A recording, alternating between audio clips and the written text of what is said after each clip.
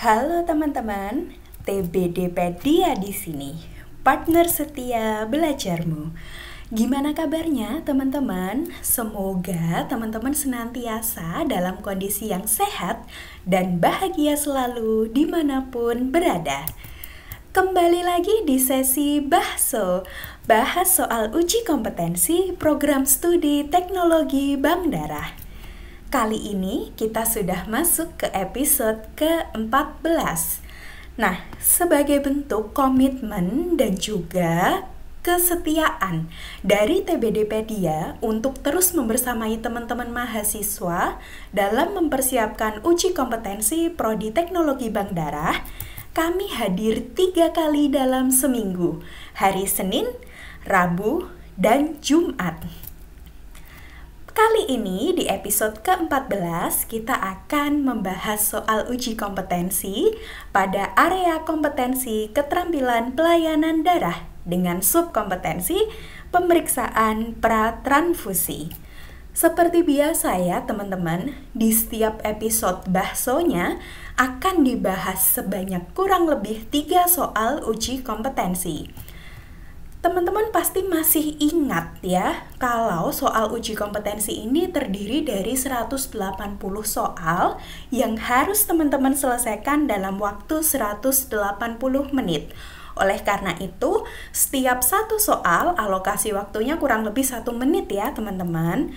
Jadi tolong banget ya, video ini jangan di skip agar teman-teman makin sering untuk mengerjakan soal uji kompetensinya.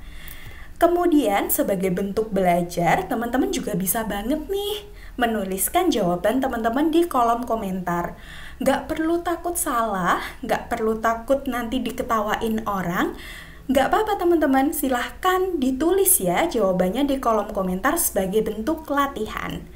Tapi sebelum itu jangan lupa untuk menunjukkan dukungan teman-teman terhadap channel TBDpedia dengan cara klik like, subscribe, dan juga nyalakan lonceng notifikasinya ya teman-teman. Oke, persiapkan dirimu. Yuk kita mulai dari soal yang pertama.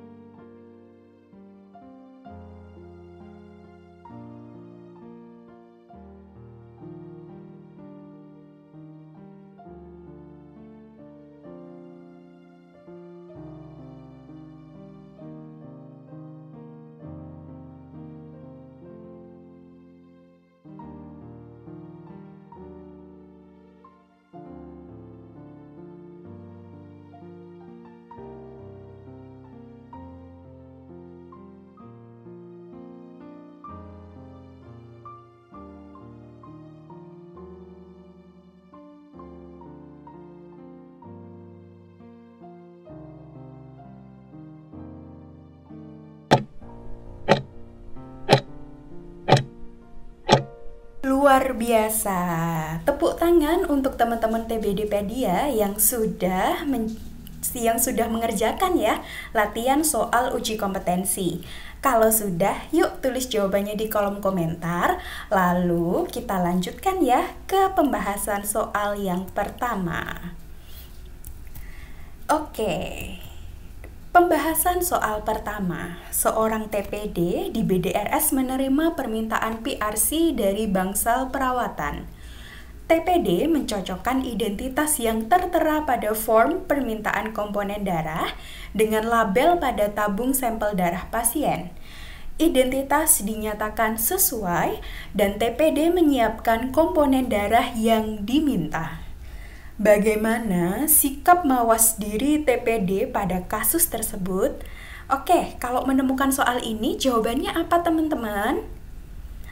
Oke, jawabannya E ya untuk soal yang pertama, yaitu mengkonfirmasi golongan darah. Kok bisa seperti itu? Oke, mari kita lihat dulu di Peraturan Menteri Kesehatan Nomor 91 Tahun 2015. Di sini ada poin terkait pemeriksaan ulang golongan darah donor. Jadi teman-teman, walaupun nih kita sudah mengetahui golongan darah baik donor maupun pasien yang tertera di label, baik di label yang ada pada tabung sampel maupun label yang tertempel di formulir permintaan komponen darah, langkah pertama yang harus kita lakukan adalah melakukan pemeriksaan konfirmasi golongan darah sebelum dilanjutkan ke pemeriksaan uji silang serasi atau cross match.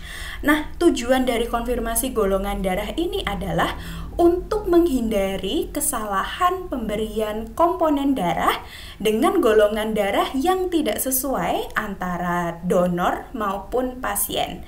Jadi sikap mawas diri TPD pada kasus tersebut jawabannya E ya teman-teman, mengkonfirmasi golongan darah. Lanjut ke pembahasan soal yang kedua. Seorang TPD di BDRS menerima permintaan PRC dari ruang OK. TPD melakukan validasi identitas dan dinyatakan telah sesuai. TPD mempersiapkan PRC yang diminta dan melakukan konfirmasi golongan darah donor. Akan tetapi sulit diinterpretasikan hasilnya. TPD mendapat informasi jika pasien dalam kondisi darurat sehingga harus dilakukan transfusi segera.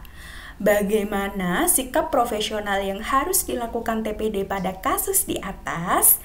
Nah, di sini ada beberapa poin ya teman-teman yang harus kita perhatikan dan harus kita highlight. Jadi di sini hasil konfirmasi golongan darahnya masih sulit diinterpretasikan. Kemudian kondisi pasiennya di sini dalam keadaan darurat dan butuh transfusi segera. Jadi sikap profesionalnya adalah yang bisa kita lakukan sebagai seorang TPD adalah dengan mengeluarkan PRC golongan darah O terlebih dahulu. Hal ini seperti yang sudah termuat dalam Peraturan Menteri Kesehatan Nomor 91 Tahun 2015 terkait pemeriksaan golongan darah ABO dan resus pada donor, ada poin yang memuat aturan dalam keadaan darurat bila kesulitan belum dapat diselesaikan, dapat diberikan golongan darah O terlebih dahulu. Kesulitan yang dimaksud di sini adalah kesulitan interpretasi pemeriksaan ulang golongan darah ya teman-teman. Jadi kalau hasilnya masih meragukan atau mungkin ditemukan beberapa kasus seperti contohnya pada mixed field agglutination, teman-teman bisa mengeluarkan komponen darah PRC dengan golongan darah O terlebih dahulu.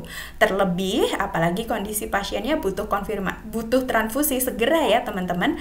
Jadi bisa dikeluarkan PRC dengan golongan darah O atau opsi D. Kita lanjut ke pembahasan soal yang ketiga atau pembahasan soal yang terakhir. Seorang TPD menerima permintaan TC dari rumah sakit. TPD melakukan validasi identitas dan menyiapkan komponen darah yang diminta. UTD, tempat TPD bekerja, sudah menerapkan pemeriksaan screening antibodi pada darah donor. Apa yang harus dilakukan TPD pada kasus tersebut? Oke, kalau ketemu ini kira-kira jawabannya apa nih teman-teman? Yuk, kita lihat lagi di Peraturan Menteri Kesehatan Nomor 91 Tahun 2015 pada poin pemeriksaan kecocokan darah donor dan juga darah resipien dalam uji silang serasi. Oke, kalau UTD tempat TPD bekerja sudah menerapkan screening antibodi pada darah donor, otomatis yang harus kita lakukan adalah hanya dengan melakukan pemeriksaan autokontrolnya saja. Jadi teman-teman, untuk crossmatch minornya di sini sudah tidak perlu dilakukan. Kemudian kalau teman-teman muncul pertanyaan, lah kemudian crossmatch mayornya bagaimana? Di sini pada kasus ini crossmatch mayor sudah jelas tidak dilakukan ya teman-teman, karena permintaan komponen darahnya adalah permintaan berupa TC, di mana tidak ada sel yang ada pada TC, tidak ada sel darah merahnya maksudnya. Jadi yang ada hanya trombositnya saja. Otomatis kalau ada kasus tersebut yang harus dikerjakan crossmatch-nya adalah crossmatch minor dan autokontrol. Tapi ketika di UTD sudah diterapkan pemeriksaan screening antibody, maka yang perlu dilakukan pemeriksaan hanyalah pemeriksaan autokontrolnya saja. Seperti itu ya teman-teman ya. Oke, sudah cukup ya 3 soal pembahasan soal uji kompetensi di TBDpedia kali ini. Sampai jumpa lagi teman-teman. Jangan lupa subscribe, like, comment, and share, and see you.